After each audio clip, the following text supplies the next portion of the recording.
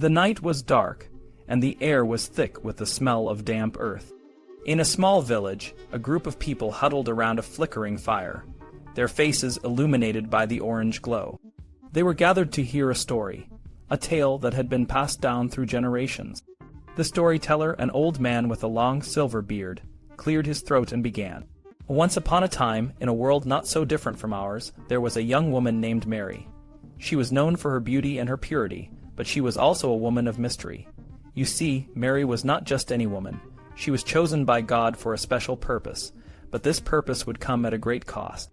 The villagers leaned in closer, their eyes wide with anticipation. The old man's voice grew softer, almost conspiratorial. Mary was a Jew, and in those days, being a Jew was not easy. The Romans ruled the land, and they didn't like the Jews very much. They saw them as different, as outsiders.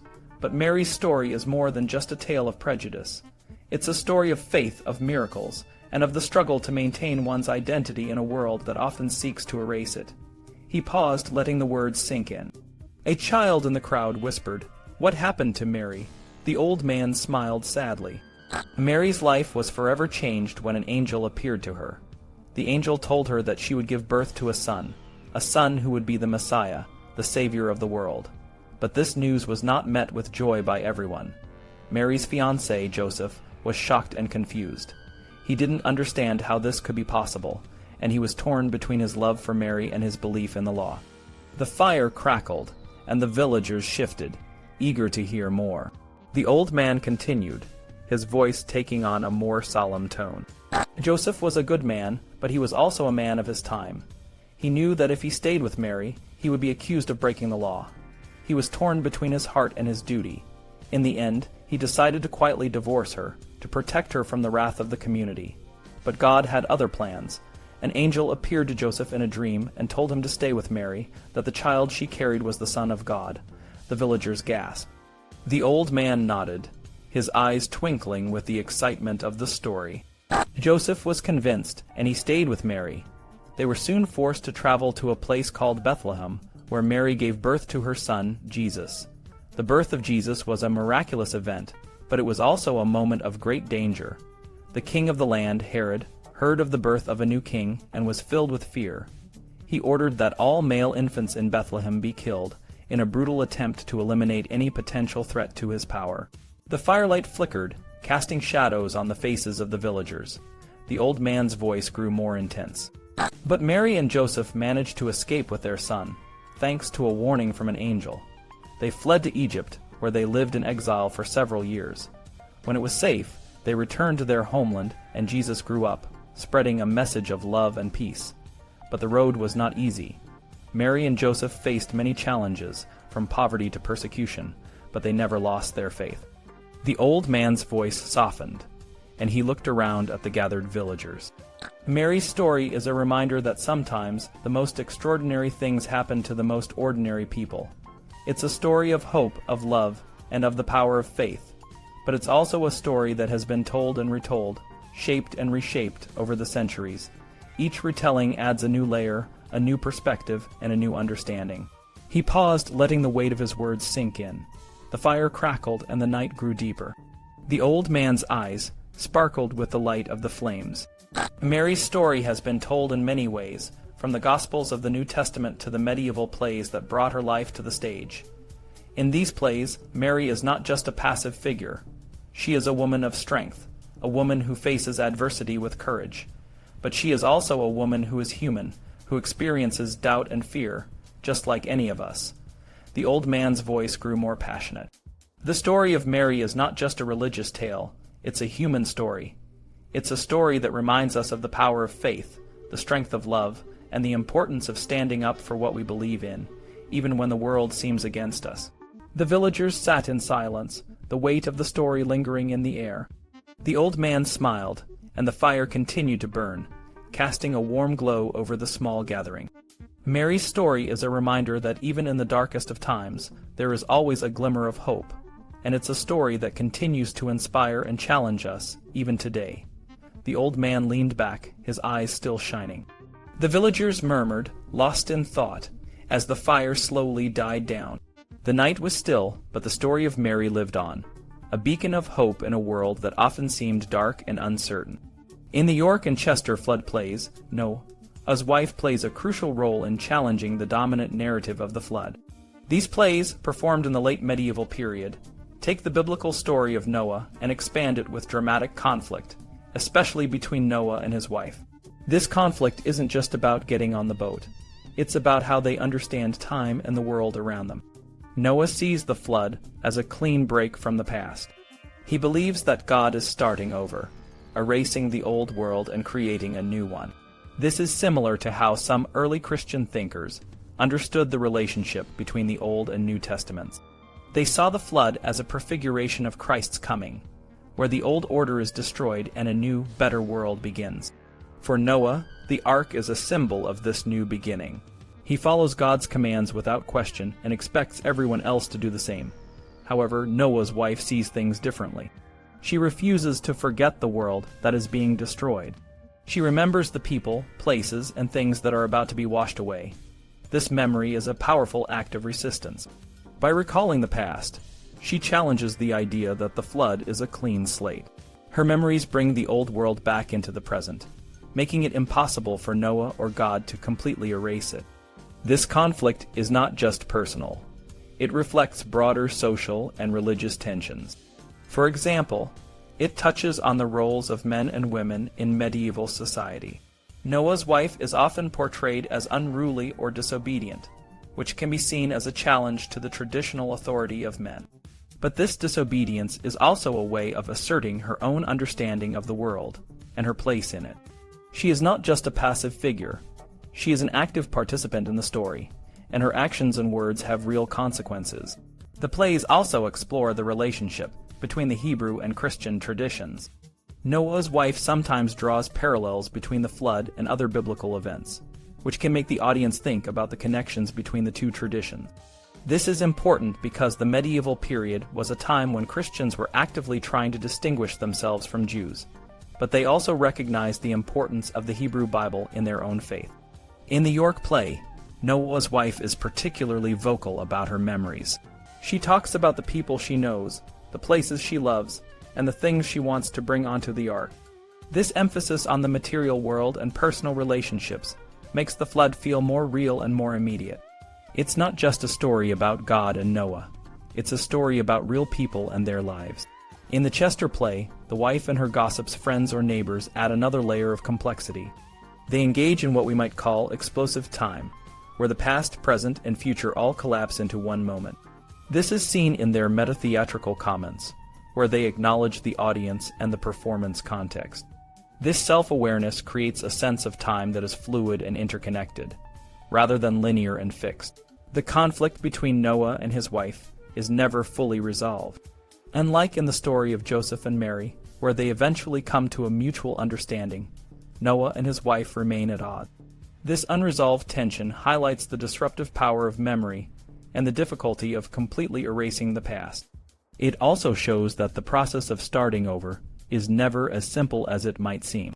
In both plays, Noah's wife is a figure who challenges the dominant narrative and forces the audience to think about the flood in new ways. Her role as a rememberer and a resister makes her a powerful and complex character, one who adds depth and nuance to the story of the flood. In the York Shipwright's play, The Building of the Ark, God starts by talking about how he created the world and how he regrets making humans. He decides to start over by sending a flood to wipe everyone out, except for Noah and his family. This idea of starting over is a big theme in the play, but it's not as simple as it sounds. In other medieval plays about the flood, like the End Town, Newcastle, Townley, and Chester versions, the flood is seen mostly as a punishment for people's sins. But in the York play, God suggests that he can erase everything and start fresh. However, as the story goes on, it becomes clear that starting completely over isn't possible. The new world still has pieces of the old one in it, just like when you try to erase a mistake, but can still see the marks underneath. Noah is chosen to build the ark and save some animals and his family. This is seen as a way to preserve a kind of archive of life, but Noah isn't sure if he can do it. In the second York play, The Flood, Noah becomes more confident and sees himself as part of a bigger story of salvation. He remembers that his father, Lamech, predicted he would be a comfort to humanity. This makes Noah seem like an early version of Christ, an idea that connects the flood story to Christian beliefs. However, when Noah starts talking to his wife, things get complicated. His wife doesn't see the flood as a new beginning. She's worried about her family and friends who won't be saved. She even says she doesn't want to live in this new world without them. This challenges Noah's idea of himself as a savior, and makes the flood seem more like an end than a beginning. In medieval art, the ark is often shown floating above a world full of death and destruction. Noah's wife's sadness and refusal to accept the new world reflect this. She feels out of place and doesn't fit into the new order. This makes her a bit like the way some medieval people saw Jews as people who didn't fit into the new Christian world. Noah's wife's ignorance about the flood for a long time adds to this idea. Noah tells her it was God's will that she didn't know, which is a bit like saying God wanted her to be left out. This makes her feel like she's living in a time that doesn't belong to her anymore. But even though Noah's wife is seen as out of place, she's still saved. This shows that the new world can't completely erase the old one. Her questions and doubts challenge Noah's idea of a clean start, and she becomes a symbol of the past that can't be fully forgotten. Noah's need to start over means he has to forget the past. This is a common idea in stories about new beginnings, where the old is erased to make way for the new. But these new beginnings are never really clean. They always have pieces of the old world mixed in, and these pieces can cause trouble. The flood is supposed to be a new start, but it also means losing a lot of time and people. This loss is what drives Noah's response to the flood, but it also makes the new world feel incomplete. The story of Noah and the flood is more than just a tale of survival. It's a deep dive into the complexities of memory and forgetting. In medieval times, scholars like Mary Carruthers explored how memory was trained and honed, but they didn't spend much time on the art of forgetting. Forgetting, they believed, was something that happened accidentally, and the goal was to combat it with mental exercises. However, Carruthers notes that willed forgetting was seen as incredibly difficult. Instead of simply erasing memories, it was more about transforming them, like rearranging items in a room rather than getting rid of them. This idea is echoed in the advice of Bernard of Clairvaux, who suggested that new monks should try to forget their past lives. But this wasn't about erasing the past, it was about reframing it to serve new purposes. For Bernard, the past wasn't obliterated, but transformed to fit a new spiritual life. In the medieval play, The York Noah, the character of Noah tries to achieve a new beginning by forcing his wife to forget the past. Unlike Bernard's monks, who actively engage with their memories to transform them, Noah attempts to silence his wife's memories entirely. He wants to create a clean slate, but his approach is rigid and inflexible. Instead of transforming the past, he tries to erase it, which goes against the very nature of the ark, which is often seen as a symbol of memory and continuity. Noah's wife, on the other hand, refuses to forget. Her questions about the world before the flood highlight her role as a keeper of the past.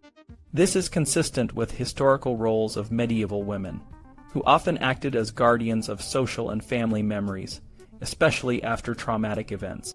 Women like Noah's wife kept their heritage alive through stories and traditions, even when forced to marry into new families. In the play, Noah's wife's questions about the drowned world challenge Noah's vision of a new beginning.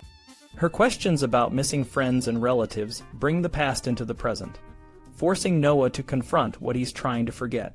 This creates a tension between Noah's forward-looking perspective and his wife's backward-looking one. The dialogue in the play is crucial here. When Noah says the flood is coming, his words bring the disaster to life, but his wife's words have a different power. By asking about the people and places left behind, she brings the past back into the story. This is especially powerful because the flood itself is often invisible in the play, existing only through the characters' words. Noah's wife's questions about the drowned world are not just inquiries. They are performative acts that recreate the past in the audience's minds. Noah's responses to his wife's questions reveal his growing frustration. He tries to silence her, dismissing her words as mere noise. But her persistent questioning challenges his authority and the idea that the flood marks a clean break from the past. Each time she asks about the drowned, She reminds everyone that the past is not so easily forgotten. This dynamic between Noah and his wife reflects what scholar Jonathan Gill Harris calls the temporality of explosion.